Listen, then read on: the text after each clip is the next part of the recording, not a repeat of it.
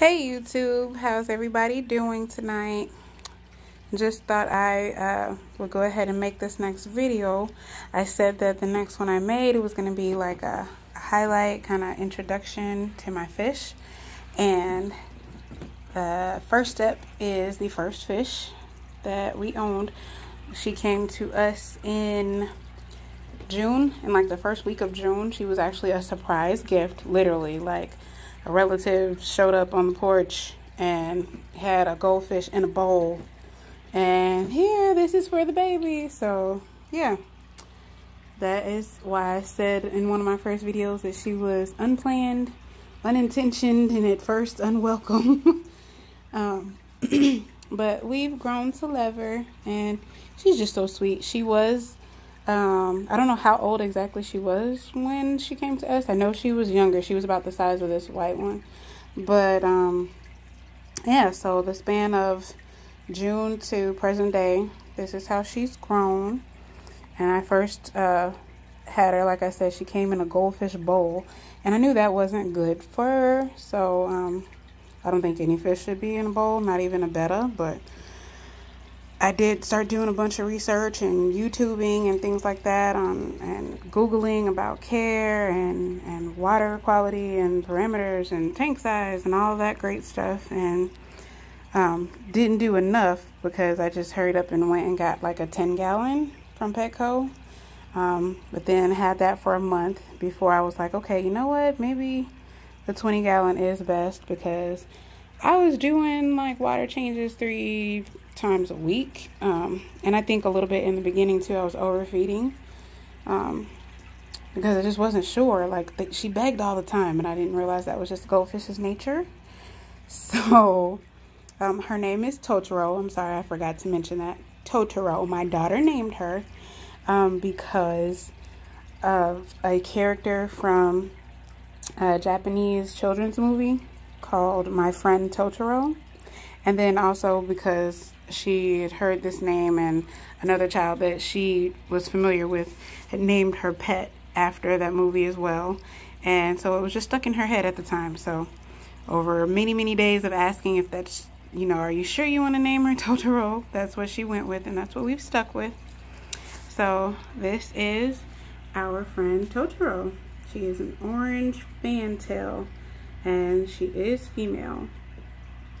And the second little bitty right here actually just came to us, I want to say about a month ago, a little under a month ago.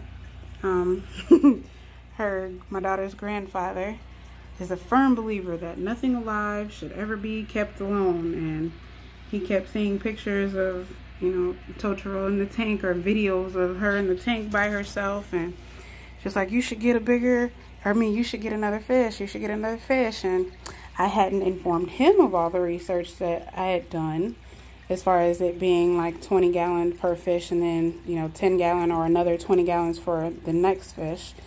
But he saw fit to surprise us and get another fish. So yeah, that is how that happened. And then I had the 2 of these in a 20-gallon long. That's where they were. But of course, 2 goldfish. I had them in there with that single lava rock in the middle and some artificial plants. But that did not last long because I was having to do way too many water changes, and I was like, okay, I want them to be happy, healthy. I want them to thrive, and I do not want to be a slave to these water changes. So Petco's $1 per gallon sale came around, and I said that I would capitalize on that. Where's somebody? Because you're just all over the place. Said that I would take advantage of that sale when it came about, and that's what we did. So here are my 2. I'm not sure how old this fish is, and actually this fish was sold as a Ryukin, but I cannot tell for the life of me. Every YouTube video or every picture that I've seen with Ryukins has like this really predominant hump, and like where the dorsal fin is, and I just can't I don't know, like I see a bit of the diamond shape, but I'm like, if her color is completely in, is she actually a Ryukin or is she just a fantail? I don't know. Hopefully somebody will see this video and confirm exactly what I have here.